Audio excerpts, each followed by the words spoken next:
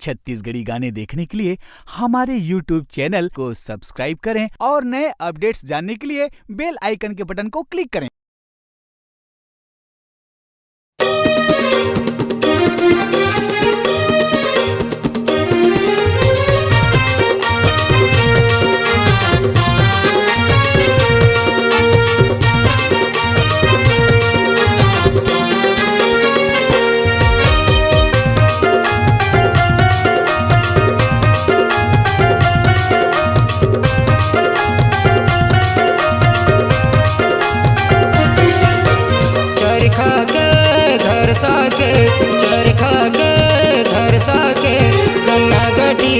वर्षा के पीले वो पी के देख जिला जूस कमरदा के पीले वो पी के देख जिला जूस कमरदा के चरखा के धरसा के चरखा के धरसा के गन्ना गठीला वर्षा के पीले वो पी के देख जिला जूस कमरदा के पीले वो पी के देख जिला जूस कमरदा के।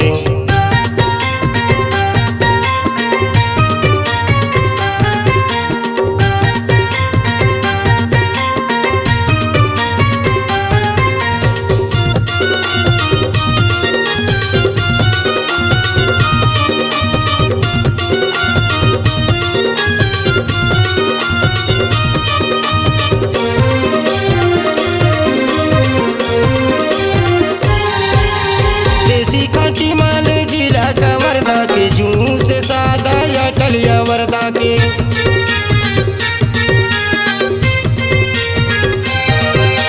देसी खाटी माल जिला कमरदा के जूस सादा या टलिया वर्दा के सरदा के पंडरिया के सरदा के पंडरिया के कुंवर तरी ऊपर जरदा के पीले वो पी के देख जिला जूस कमरदा के पीले वो पी के देख जिला जूस कमरदा के।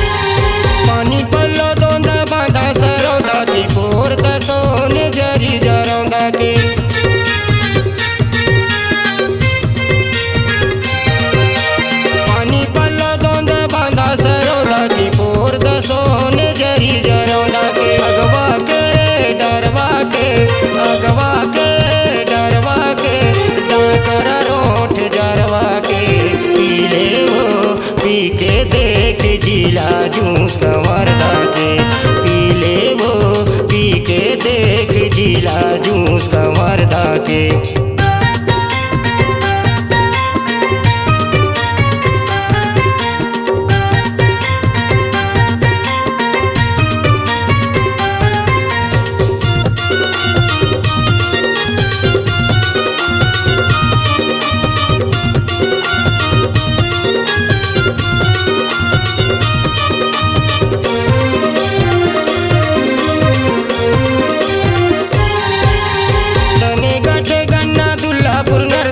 खड़े संडैला गद गरदा के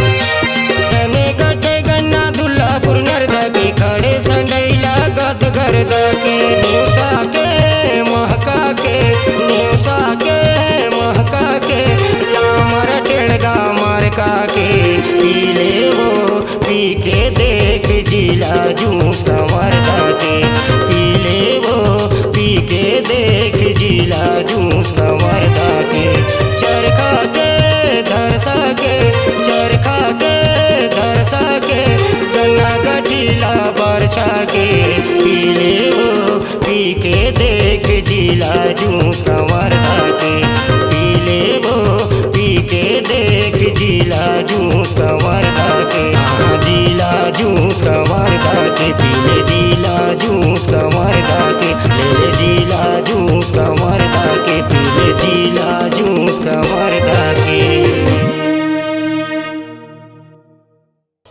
आपकी आवाज ही आपकी पहचान है। यदि आप अपनी आवाज को एक नया आयाम देना चाहते हैं तो चले आइए मल्टी ट्रैक डिजिटल रिकॉर्डिंग के लिए AVM audio video studio, Khamtarai, Raipur. Mobile number 9301523929 और 7869646201। यदि आप नए एवं पुराने गीत सुनना चाहते हैं तो avmgana.com में जाकर गाना फ्री डाउनलोड करें और YouTube चैनल में AVM गाना और KK कैसेट्स को सब्सक्राइब करें।